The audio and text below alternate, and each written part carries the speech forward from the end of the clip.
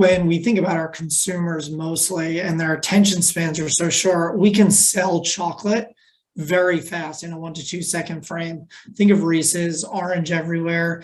The ability to drive the holiday season around Reese's and their Christmas trees can be very subtle and done across all screens.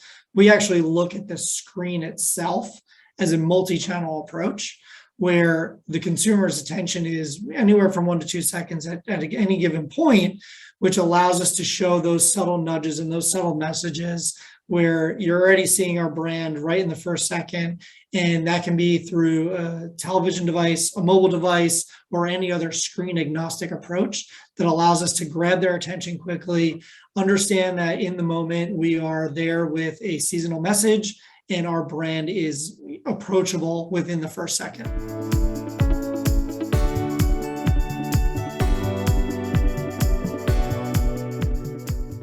As we think about the world moving addressable first, we've taken a step back to really understand our consumers better than ever before.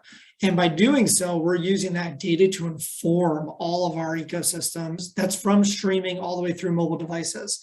We don't look at TV anymore as linear versus streaming. I like to talk about this in a way that's like, when you get home with your significant other, children, or anybody that you sit down with to watch TV, do you look at them and ask them, do you want to watch linear or streaming tonight? Likely the answer is no.